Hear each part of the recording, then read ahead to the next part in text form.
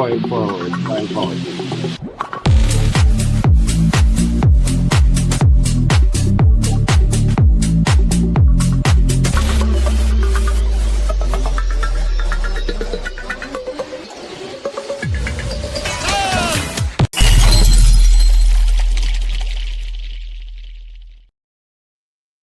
And we're back. All right. So this is actually the new start where Joe is about to take over, present on the R.A.V, show some absolutely next level. Well, I'm just let you take it over because. Yep, I'm gonna spew. Take 5 minutes, show you some stuff, and then Bernie and I are gonna go into this hard. All right. So the point that me and Bernie were talking about has to do with the R.A.V formation and the deposition that occurs within the clay surface uh, as the R.A.V forms. So for those of you that don't know what the R.A.V is a self-sustained plasma that's in a pulsating state, but it's also in atmosphere, which has never really been done before, and here we are doing it. The way that we accomplish it is by separating differentials, and we do that by taking positive, negative, hot, cold, diffuse, and focused, amongst other things, and separating them between an insulative membrane, which in this particular case is ceramic. And the ceramic is on the cathode side, suspended in water. So there's a moisture element to it that the moisture gets to the porosity of the clay. And the negative bias is put into the water, but also electrolysis takes place on the cathode side. So you have a hydrogen component that occurs. More or less what we're dealing with and what I want to focus on today is a critical component of this R.A.V formation, which is this channel that forms in the membrane, the ceramic membrane. So there's a relationship that exists between the anode and the cathode, and the cathode has a pretty easy time bringing its charged water with a negative bias and hydrogen, charged hydrogen, through the clay, and the anode has a hard time passing through. What ends up happening is the anode is making ionic atmosphere, right? Oxygen, nitrogen, but it's also picking up some elements from the anode itself. And because the anode is stainless steel, the primary constituents there are going to be iron, chromium, and nickel. So those ions are actually being put into the clay and then drawn into the clay by the cathode, because there's an exchange that has to come in here. It's exchanging ions of matter, okay, for electrons from the water and the hydrogen, and that's the exchange that takes place. And as this exchange takes place, the electrons start to feed the anode, but the ions keep on burrowing through the material. And what that does is it creates a deposition of the ions in the clay structure, creating a channel which this exchange can more easily occur. And that deposition of the oxygen, nitrogen, iron, nickel, and chromium, okay, on the anode side, at the uppermost layers, that's going to form oxides, metal oxides. And then there's going to be a gradient over to the cathode side where it forms metal hydroxides, I believe. And that allows for this clean passage of positive and negative energy through this channel to allow for an equilibrium state, even though it's asymmetric. It automatically reaches equilibriums. Now, it's important to note that you have the cathode going this way, and you have the anode going that way, and you have current vectors that are the same but opposite. Okay, but when they meet, okay, they loop. All right, so when that anode side finally makes it through to the cathode side, it loops, and that loop changes the relationship from parallel to 45 degrees, like this. And as soon as that 45 degrees kicks in, you have your third vector. You have a center vector that creates a magnetism. That magnetism is compression. Okay, it scoops up that plasma, both the anodic plasma and the cathodic plasma, which is mostly hydrogen, and it compresses it. And that's something that occurs. Now that doesn't occur until this channel is formed and until the anode could actually penetrate all the way through that membrane, and creating that deposition channel. And that's what's super fascinating about it. Now, it's like I was saying before, uh, there's certain attributes of this that could easily be exploited as is. But one of the things that are most fascinating to me is the idea of building the, uh, rotating, resonating, multi-layered, cavitating plasma orb in the middle of a piece of quartz crystal. Because if you're able to form the cathode within the quartz crystal, then the RAV will form inside of it. And once you do that, okay, then you have a situation where the piezoelectric effect of the quartz itself could potentially act as the anode and sustain the reaction without any sort of input whatsoever. And that's sort of where we left off, and that's really cool. But like I said, there's certain attributes that are super interesting. Like for instance, this I was able to form the RAV inside of the quartz, which took some time, by the way. But once it formed inside, it's out of resonance, and I kind of knew this. And because it was out of resonance, it broke the lattice structure of the quartz and annihilated it. But that said, before it was fully annihilated, it was breaking apart, and there were certain anomalies that were observed, such as its self healing.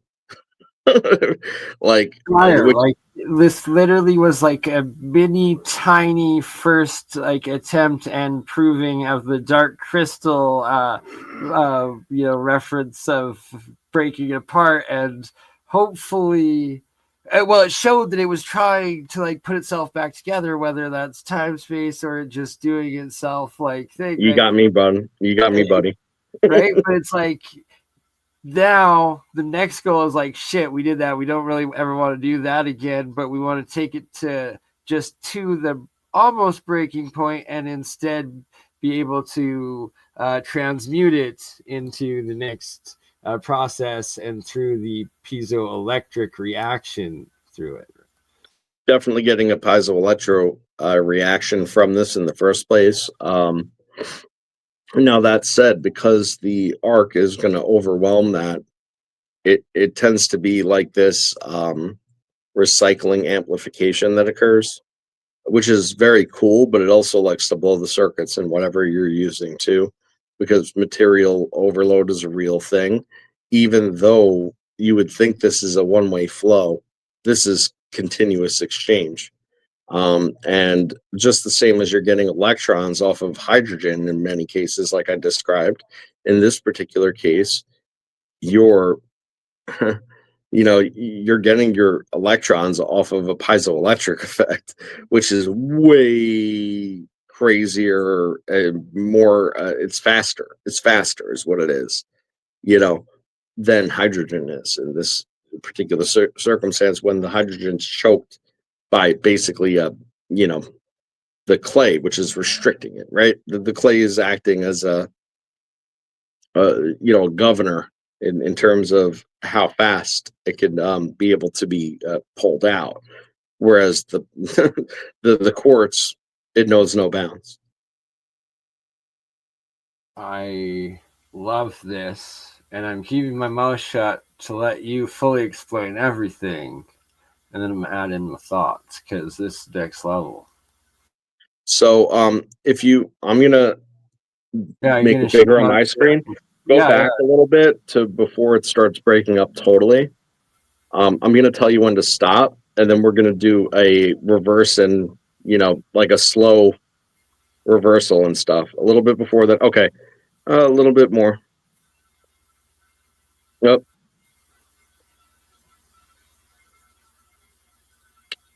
You could fast forward it.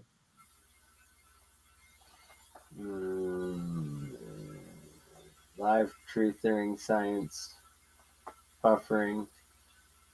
Yeah, I was gonna say it's been at that stage for a long time, but this is actually a good frame to be stuck on because what you could see is that the arc is actually entering in, but it wasn't. It was exiting at a different spot, so you know it's going through it, and it is going through it on multiple occasions. Now, right now, it's actually formed um, inside of it. All And right, where now that I'm first watching the initial top left first corner. out. I'm watching the top left corner real quick, Bernie. Hang on. It's okay. Oh, now it broke. Well, there's a spot before that the top left corner broke off and fell, but then replaced itself back in place. So it's high strangeness stuff, man. But that might not actually be the full video now that I'm thinking about it. I think that's Nathan's edited version. Yeah, I think it's definitely not the full video. Yeah, but nonetheless, I mean, you get the gist here. I mean, it gets in there, it builds in there, and then it blows apart. But what's crazy is that left top left corner. Like right See how there, it it's like a seemed like sharp it left was corner? like liquidish plasma coming out, but like, is it crystal or just like discharge first before it like fully? It's Well, yeah, what you can see here is, look, did you see that the RAV was still maintained in a piece of crystal directly under the arc, but the part that was behind it was also still fully luminescent. Okay, and that's how you know it still had a relationship with the RAV at that point. It was still actually within the confines of that crystal structure, even though it was displaced. And that's why they both blew up simultaneously.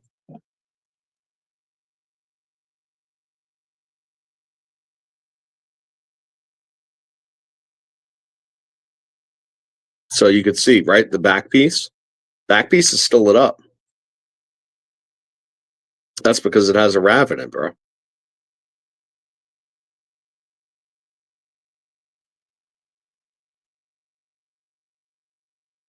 Bernie, did I lose you?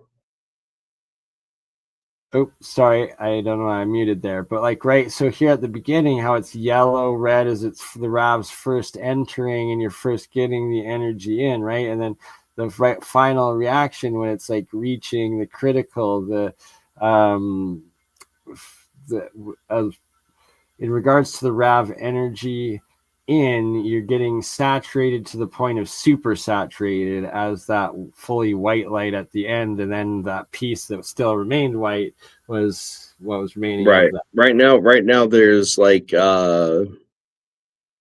plasma inside of it, right? But it's not at such a high density state that the RAV is forming inside of it. Right, and then But it's like it rejects it at points there too, and it instantly oh goes yeah. back to the ultraviolets as right when it's around it, and hmm Now right there, it's in.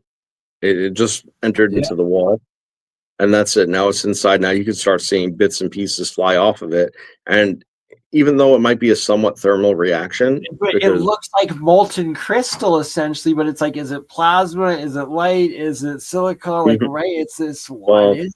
here's where it gets crazy: is that I picked up a big chunk of it right off the table that had just blown off of it. Immediately following, I licked my fingers, gave it like one of those to hear if it would give it. Well, let's put it this way, man. It was slightly over body temperature. Wow! Wow! Really?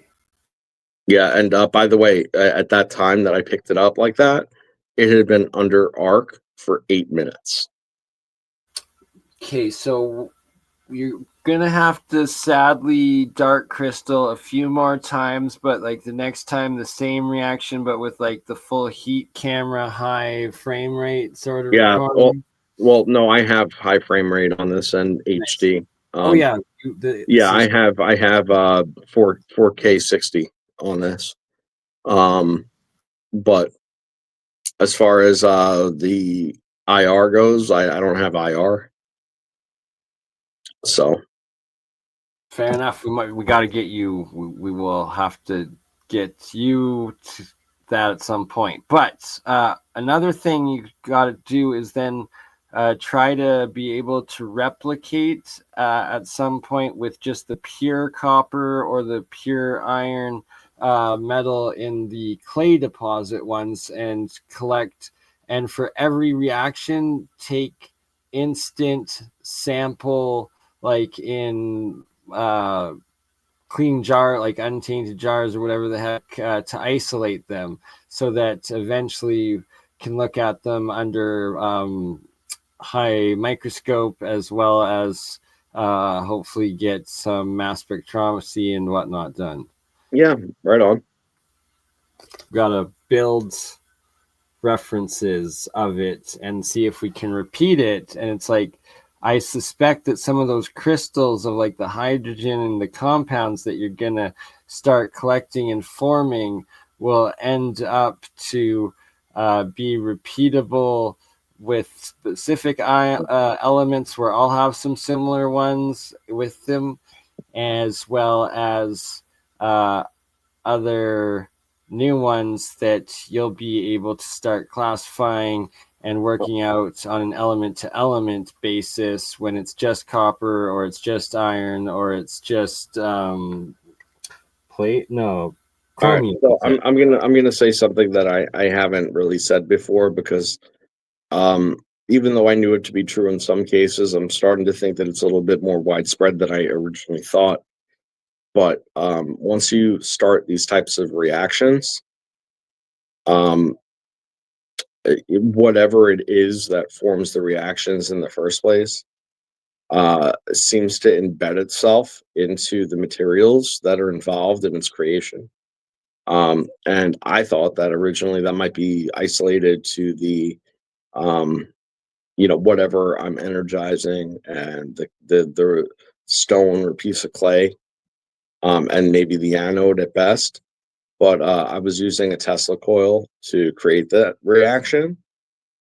Okay, and I unfortunately now every time I run the test for short duration, it's blowing up my circuits. It's overloading my circuits. Everything is overcharged. So I think that whatever it is actually permeated into my electrical equipment, um, generally speaking, as far as like the energy potentials are concerned. I think that that's what happened. It has a memory, it goes away, but it quickly returns. And when it returns, it overloads the systems. So I just replaced my PNP circuit, did nothing crazy, and at a very low voltage, seemingly either nuked my power supply or my PNP, almost instantaneously. Which So, should not be happening there, like, but and I started working on this one piece of quartz that did not blow up. And the smell of ozone was like, like I like the smell of ozone, but like everything in moderation, right? You don't want to be breathing that shit in. Everybody knows that. Long and short, the smell of ozone off this thing was insane because it was breaking the SiO3 apart. Um, and it was fracturing it on the inside, in accordance with its deposition, its ionic deposition. And it made it like a hologram on the inside that's very hard to show on camera. I've tried to photograph it, it's very hard. Um, and ever since I did that one particular piece, that's not this piece that you're seeing in the video, um, like the whole entire system has just wanted to blow up. That one blew up 2 circuits, and ever since I haven't been experimenting with it since. And my circuits are still working and then failing rapidly. So I need to figure that out. But Yeah, that's sort of what I'm dealing with at the moment. Try it and find out. Experiment and find out, and then do it Well, I all think over. it's embedding. I think there's definitely a reverse speed on this, and we know it has like some kind of memory capability. And I'm just thinking that reverse speed is also like it's ready to produce more energy all the time. So as soon as I power up my system, then even if the main component that overloaded in the first place isn't present, it still has the potential of it, stored, and then it's just amplifying, and that's it. Like it's a theory. It's a little out there, but I you get know, what you're saying, and I have some crazy ideas to potentially test it, but I'm not going to get into that quite yet. yeah. I mean, it's not much different than thunderstorm generator. How they say, well, you could run it almost like without the system as long as you have the pipe, because the pipe has memory. You could run it for a certain amount of time because it has a half-life, it has a charge, it's more or less radioactive. It's just passively radioactive.